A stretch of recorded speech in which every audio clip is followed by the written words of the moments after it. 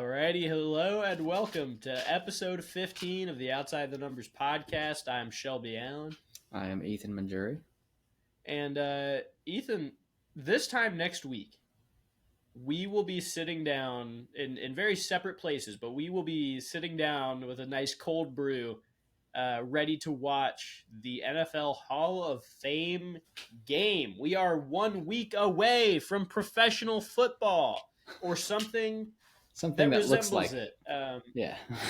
Yeah, the same format in the very least. I don't Right. know about you. I'm unironically excited for this game. Of course I am. Every year I am. And then I watch it and I'm like, this was. And this I don't go back poor. and watch the highlights. No. you just let it play out. All right, it's over now. But it's football. It's Browns. It's Jets. You're not getting Aaron Rodgers at all. You're not getting Deshaun Watson at all. You're getting not even Jacoby Brissett anymore. I don't know who these backups are. Zach Wilson. We may get Zach Wilson. So if you're looking for somebody to really key in on for the Hall of Fame game, it's definitely your boy Zach Wilson. Maybe he's still the franchise guy and he's just been buried this whole time. But I believe it's NFL Network. Maybe they share it with some other channel, but I'm not sure definitely tune in and check that game out. And then we'll get to right after that, we'll get to watch the Hard Knocks, which will certainly cover that game. The first episode of that going to come out on the 8th, so only a few days after that. But all this to say, it's that time. A podcast that was born approximately 2 weeks before the Super Bowl, maybe a week before the Super Bowl, is finally going to get to cover our second football game. So I'm really stoked for that. But in the meantime, we got plenty of other NFL headlines. Do you want to bring us in with our top headline of the day? Top news is sad news for all LSU fans. Joe Burrow was carted off the field today with a no contact. Was it ankle or knee? Calf injury. Calf. Yeah. And some would even say not just LSU fans, maybe even fans of the Cincinnati Bengals. There's some people that are for sure. The bank. Obviously, that's a given. I assumed that people. Yeah, they're probably more hurt. This is why it affects me. Aside from just liking watching him play because he's good at football, I have a special fandom. I've got a good chance to bring this up now. I was wondering how I was going to work this in. I'm listening to the Around the NFL podcast this week, and a man with total seriousness, and I will name him, Greg Rosenthal, with total seriousness claims that he would take Justin Herbert over Joe Burrow. Your thoughts? Oh, and I'll specify, he said over anyone but Mahomes. That was over Josh Allen, over Joe Burrow. It's just That's Mahomes crazy. And then Herbert. That's crazy. That's a lot. I don't know how you defend that for real. Because he's throwing out stats, and the stats are kind of like he's got the most completions, yards, yada yada, this amount by a quarterback 3 years into a career.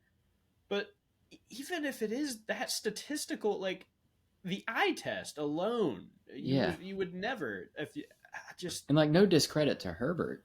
I think he's very good, but I don't put him above Burrow or Josh Allen. He's certainly not right beneath Mahomes. No, absolutely on the list. Not.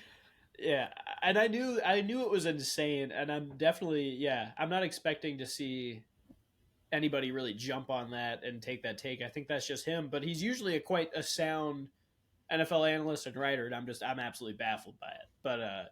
But Bills, Josh Allen and Burrow alone, just like playoff success.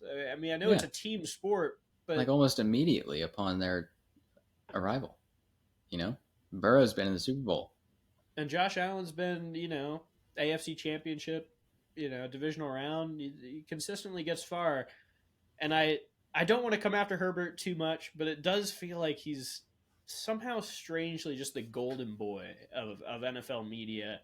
In a way that I've never gotten.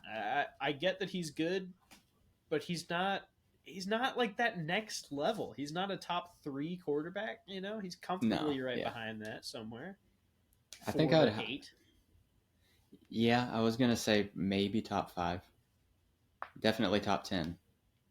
like without a doubt top 10. But yeah, I like Herbert. I've always been a fan of Herbert, but maybe he is a little overhyped. I think so.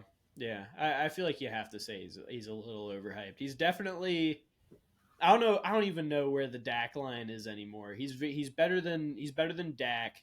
He's better than he's not even better than Jalen Hurts. I'm trying to go through the NFC East and make a way to do this. I take Hurts over Herbert. I don't see that might be where we start debating. If I'm taking him for maybe long term, maybe I say Herbert. But if I'm taking him for the next like few years, I don't know. Hurts does more. Yeah. I just haven't seen it. That's tough. That one's tough for me. But yeah, I've been high on Herbert for a while. I think it was actually least, that's the line he's around. You know, yes, it's definitely that's his area. I think it was actually when he was playing Josh Allen and held his own pretty well, and it was a good game, is when I got a lot of respect for him. Actually, so yeah, it would be crazy to say that he's better than Josh Allen. No, yeah, because I was like, he's keeping up with Josh Allen. That's good. Look at him go. Yeah, yeah no, just a crazy take. Had to dive in on that, but hopefully this Joe Burrow thing. I saw some people saying, and this is like Twitter comments, but people saying like he had a sleeve on the calf before practice and during it, so it was like maybe just re-aggravating some passive injury. Regardless, and we still have time. But yeah, that's the cart that makes everybody on edge about it. Like he couldn't get off the field on his own power, but then it's preseason, so are they just being super cautionary and bringing out the cart for every little thing? I don't know. You don't know, right? So. Well, that we can use that as a little segue item. Apparently, Jalen Ramsey also carted off. Mm-hmm. Was it knee injury? Yeah, his was a knee. Yep. So they're not sure at all what that is yet, but absolutely devastated when you bring in a player. I mean, this is like not a 1-for-1, but it's like if Tyreek Hill got carted off this time last year. It's like you just spent this massive amount of money getting this veteran, proven All-Pro, and you can't even see him on the field. So hopefully, like with all these guys, it's like we just don't know. We're gonna find out maybe in the next couple days. There have been a few injuries so far this training camp that have looked serious and turned out to be, maybe a little lighter than you think, but dicey territory for the Dolphins. But they also have like a pretty stacked secondary. So yeah. I mean, if I wouldn't be. Yeah, as a Dolphins fan, I'm not terribly worried, but I mean, it sucks a lot for Jalen. And if you can get him back, like if this is long term, but you can get him winding up for the playoffs, and you're able to get him back in. If he's still there, then the signing is still worth it if he's playing in the playoffs. But okay, all right, now it's time to dive in on what I think might be the greatest level of coach controversy, like in terms of like semi-personal attacks that I've seen in my entire lifetime. This is just crazy. So I believe this was yesterday or this afternoon. It's all being put out. Every minute there's a new article on it. Sean Payton calls Nathaniel Hackett's performance as head coach last year one of the worst coaching jobs he's ever seen. Adding later, everything I heard about last season, we're doing the opposite. Dude, the man is still alive. He's gonna hear this. You just can't. I mean, he can because he did. But this is it's not typical for coaches to directly drag other coaches like this. No. Especially if the man has been through enough. I mean, even assuming that he did single-handedly cause the atrocity that was the 2022 Denver Broncos, just to say that outright to someone in your same profession is absolutely brutal. And he doesn't stop there. He continues and goes after Robert Saleh, who is on the same staff as Nathaniel Hackett. I believe Hackett got brought on as like an offensive coordinator in New York. So he's coming after half of the Jets coaching staff. And do you have his exact quote? I mean, I don't know if I have what he said about. Yeah. Okay. So I just got it. So going back to Sean Payton saying it doesn't happen often where an NFL team or organization gets embarrassed, and that happened here. Part of it was their own fault relative to spending too much expletive time getting to win the offseason. The PR, the pomp and circumstance, marching people around and all this stuff. We're not doing any of that. The Jets did that this year. You watch Hard Knocks. So he's calling him out on Hard Knocks, like, so he's going in on like the stylistic, the press side of things. That's a weird angle. I don't know if you can exactly tie that one for one, especially because what pomp and circumstance? Am I missing something? Was there like a parade for Russell Wilson when he got to Denver? Like, I don't. What is he? I mean, it was definitely like I don't. They definitely treated him, or at least it seemed like they thought he was going to be their savior, and then it just didn't happen. I mean, it was super hyped up when he signed. I mean, yeah, but I don't know. That's funny. I just can't imagine putting that on the organization as like not the player. I don't know. Is it really the people running the PR for the team and doing all the social media and HBO doing Hard Knocks? I don't know. And the Jets are doing it reluctantly. So what can you even say negatively there? It's like that. Even if that is affecting how the team plays, like the Jets didn't want to do Hard Knocks. They were forced into it. So it's hard to think that it's like a mentality issue. The people are too overhyped and then they fall short. Well, I mean, and that sounds like a very Russell Wilson thing, but he was saying that it's not just Russell Wilson. It was a bad offensive line and all this stuff. That's right when he said he did take a little bit of that it was one of the worst coaching jobs in the NFL. Everybody's got a little stink on their hands. It's not just Russell Wilson. It was a poor offensive line.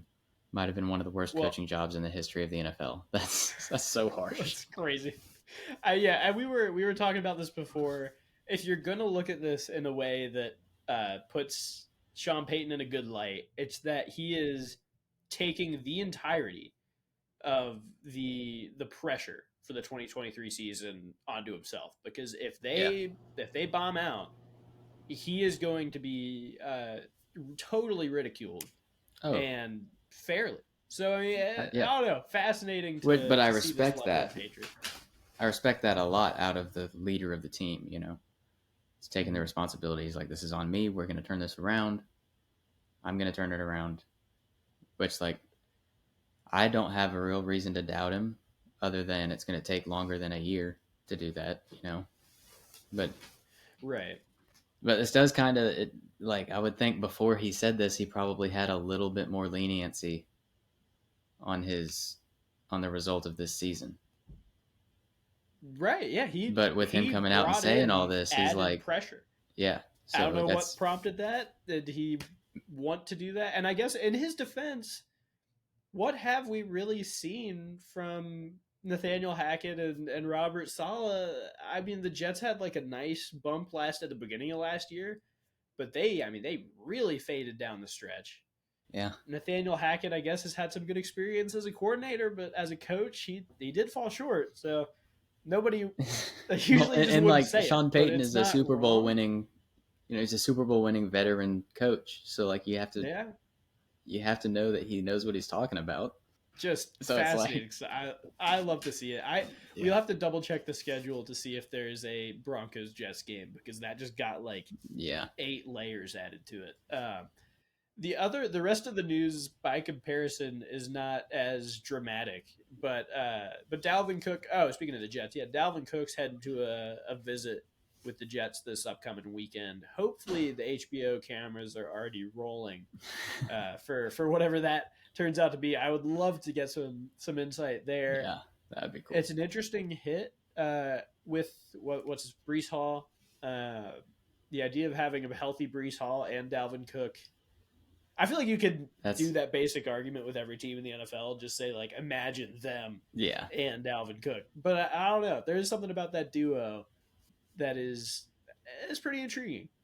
Yeah, I do.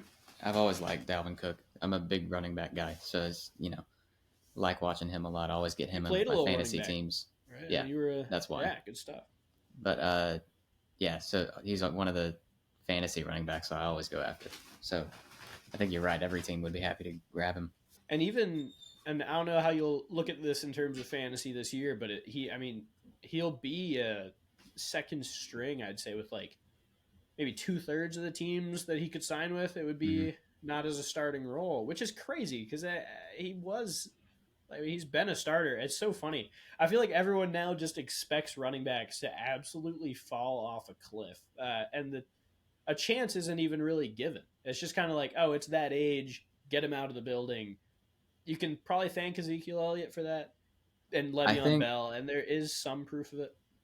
Yeah, I think that this is potentially a very good thing for his career, though, to be going somewhere else and becoming a second string back, because then if you're not, and like with the style of running that he has, he's not that super shifty guy. He's going to run you over, so they're going to use him in short down situations, goal line situations. So, in being used less, he stays fresher. It might increase his fantasy value.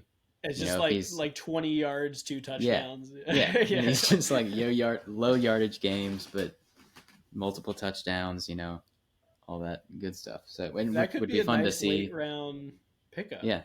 Depending on where he goes. Yeah. A little fantasy talk. Didn't expect that today.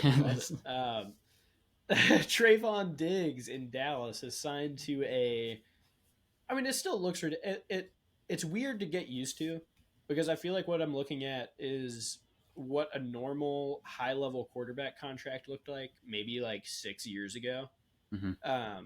So it still feels like a ton of money when maybe it isn't, according to the new like salary cap and expectations, but it's 5 years, $97 million. Maybe that's like mid-level, but that's like, it's a substantial amount of money. It makes him the 5th highest paid corner in the league. I don't know. What do you think? I'm not going to have an unbiased take. Is he overpaid? I don't think he's overpaid. Because if you're looking at it like he's the 5th highest paid corner, do I think he's a top 5 corner in the league? I would say yeah. So probably I think is that 5th. I mean, they might have nailed that on that. But still, I think that's probably a 5th place in the top 5 cornerback salary. So, and you lock him in for a good bit. Let him get, super familiar with the system, increase chemistry with all of the other dudes in the secondary, and see what happens. But, I think he's definitely a good player to put your trust in and to assign a lot of worth to. Okay. that's reassuring. My initial take as a Cowboys fan is to doubt ownership. I was relieved because at first I thought like that amount of money surely makes him the top paid in the league. It's not even close. So I can get down with that. I just get nervous because we've got Micah Parsons. We've got like so many people that are going to be coming up in the next couple of years. Obviously, right. Zach Martin as well is holding out. Just a lot of bases to cover. And, you talk about Super Bowl windows. The Cowboys window has just been like maybe cracked open for just like half a decade. And they're just always in it and never have that. I don't know, like what we haven't signed anybody that's like, oh, that's the difference this year. Yeah, it's the same thing. But I'm not going to go on a tangent about the Cowboys right now. I'll leave that for another day. But we will wrap up with a quick team over under wins. Can't do the whole league, but we're going to do each of our divisions. So NFC East and NFC South. We will start with, and I'm just going to throw out the over under. And we can each say where we would bet or if that's right on. So we'll start with the Cowboys. They have been given 9.5. We talked about this a little bit earlier. You said 12 wins last season, and I don't see them. If anything, they stayed neutral where they were at. So I would think 9.5 is probably you could probably even say 10.5. Over under 10.5, but I would still take the over on both cases. Wow. Okay. I would say over on 9.5. I think the low end of their wins, barring some major injury, is like 10. I don't know. I think they are that good. I don't know how. It's nice to hear you say it because I don't know if that's a sane take or not. But they are like they didn't lose a ton. Right. And they, I mean, other teams have suffered way more losses just transaction wise. So I don't know. Okay, all right, cool. We're both hitting the over. Yeah. Giants. Now this is funny. Giants 7.5. That's higher than I would expect. I feel like I think 6.5 is what I immediately feel with them. But I mean, it's not unrealistic to say they're a playoff over. team as well, though. I don't know if they had. I think they had maybe 10 wins, but it did feel a little anomalous. Like it didn't feel like something they'd run back. Right. And this is one where you can't say push when it's a half game, but 7 feels right. 8 feels. I mean, that's a very comfortable range. Yeah. I think they kind of nailed it. I don't know. It doesn't make for a good segment, but I'm going to say 7.5 is the exact amount. Maybe they go like 7, 9, and 1 or something. I mean, maybe there's a half game in there somewhere. That would be. Watch it happen too.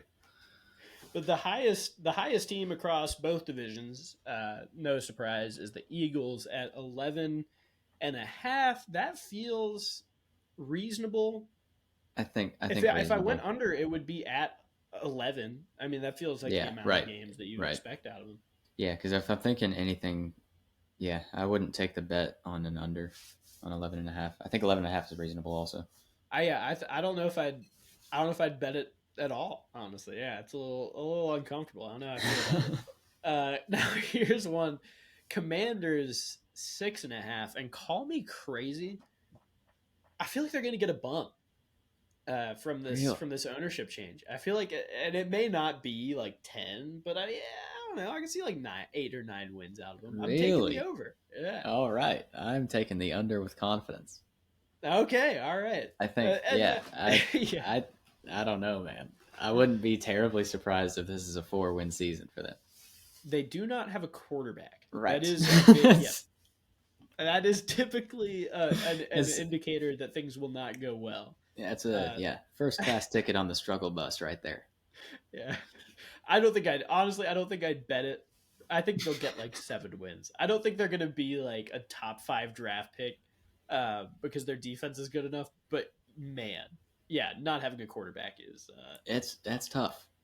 Yeah, some would say insurmountable. I'm gonna say highly questionable. It's out there.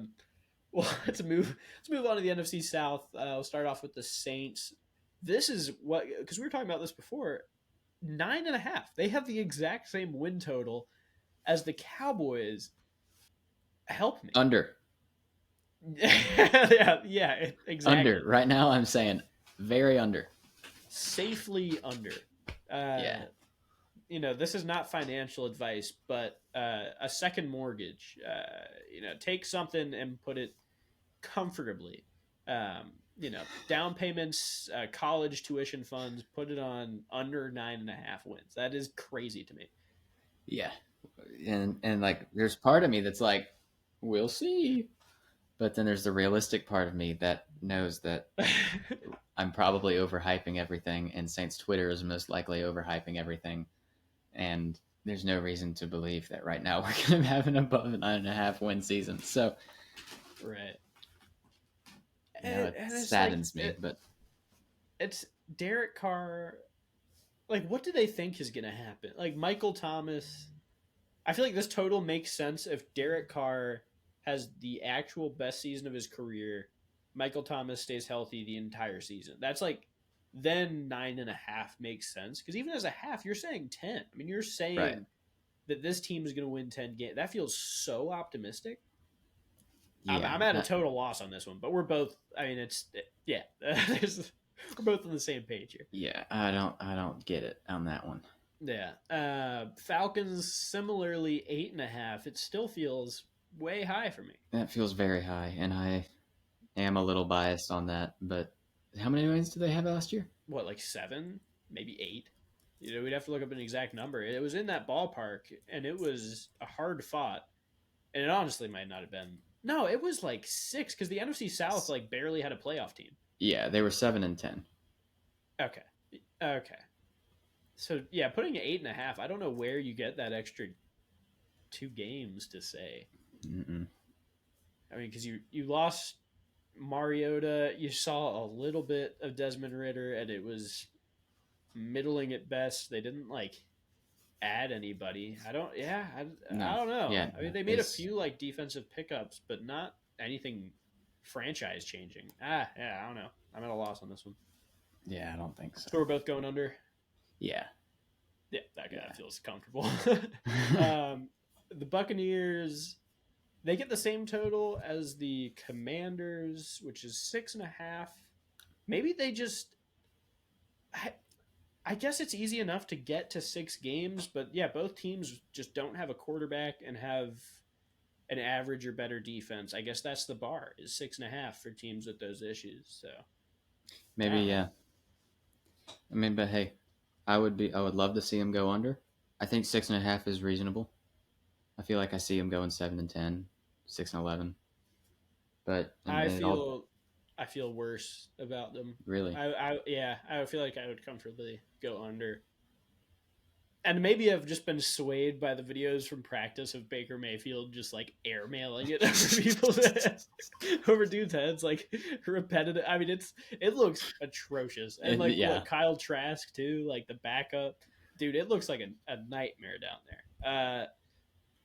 The defense is great, but even then, they got absolutely clowned on in the playoffs last year, and would not have made the playoffs in any other division.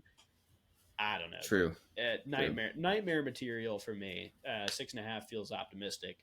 But close it out. We've got the Panthers at 7.5. The last team we're doing 7.5. How do you feel? High. Really? You think the total's high? I think yeah. I think it's 6.5 is probably especially if that seems to be the floor. Mm-hmm. Right, yeah, we haven't seen anybody under, yeah. 6.5 seems like a good spot for them. Yeah, I would have set them. Oh, that makes sense too, because they should absolutely be in the same territory as Bucks, right. Commanders. If you're just 1-for-1ing these teams, but it all hinges on Bryce Young. I guess they're saying he has higher upside than Mayfield and Howell, which I guess I can understand. I don't know. This is interesting. Yeah, it's gonna. I think the NFC South is gonna definitely be a crapshoot this season too. So I mean that's what gives me hope for this season. It doesn't give me hope for the postseason, right? Because so what if we make it? If we make it by being bad, that's not. Hey, you could if you host the Cowboys, you could be next year's Bucks, and that could be a lot of fun. We could go to that game. That'd be a great time. Yeah, that'd be super fun. No, yeah, and if it's all hinging on Bryce Young. We don't know enough. I don't even know how you set this line. But yeah, I'd go under pretty comfortably. And I guess maybe that has something to do with the Saints being as high as they are. They've got, in theory, 3 cupcakes to play 6 times. So that could be 5 wins right there, and then you're only working with, a 500 record outside of it. And I think we do typically have the best divisional record. Or not divisional record. Broom emojis. Yeah. It comes around a lot Falcons, with the Bucks, especially, because it's pretty normal for us to sweep the Falcons, so we don't really have to. It's kind of okay. So let me get into this for just a second. Okay. The Saints-Falcons rivalry is so much fun, and it's been so much fun my whole life. But the past few years, it hasn't been that much. Even on social media, it's just not as big of a deal. And it saddens me. And I really don't want to see the Bucks think that they are the new rival of the Saints, because that can't be the case. That will never be the case. Well, I got good news for you. Baker Mayfield is their quarterback. Yeah. I'm not worried about them. I want the Falcons to. The Falcons have been worse than the Saints in recent history. Oh, absolutely. Pretty undecidedly. Absolutely. It hasn't been super competitive. Even that game we went to in 2018? Yeah. Or no, it was 2020 Hill. Because it was Taysom Hill and Jameis Winston, and it was they still won. And that was when Matt Ryan was still there. But yeah, no, I get where you're coming from. You're basically asking one of the great rivalries of an entire decade to be Breeze and Ryan replaced by Carr and Ritter. It's one of the great downgrades of all time. I mean, over in the East, because I remember I thought we were going to get like a Carson Wentz and Dak Prescott long-term replacement of like McNabb Romo or Manning Romo. Like now I've got Daniel Jones versus Prescott, and all of them have fallen off, including Dak. And I'm just like, I don't know. When am I going to get a great interdivision? I don't think Dak is on Hurts's level. It all feels off. Yeah, well, I think we just took for granted how great of a quarterback age we had going on. Absolutely. You know, like just a few years, the whole quarterback room in the NFL is wiped out. And now it's kind of incredible, at least in your top 5 to 10 quarterbacks, but we just happen to have none of our quarterbacks are involved in this new great era. Even by age, even if Dak was that good, he's not in this kind of new era of quarterbacks, and he's not good enough to be in there anyway. So, anyways, that was a wildly depressing final 3 minutes of Cowboys and Saints talk. So,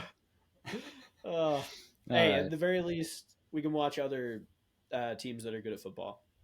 Yeah, and it'll be entertaining. But that's episode 15 of the Outside the Numbers podcast. Thank you for tuning in. We will be back next week with a recap of that sweet, sweet Hall of Fame game.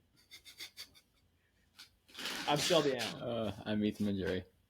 All right. See y'all. Talk to you later.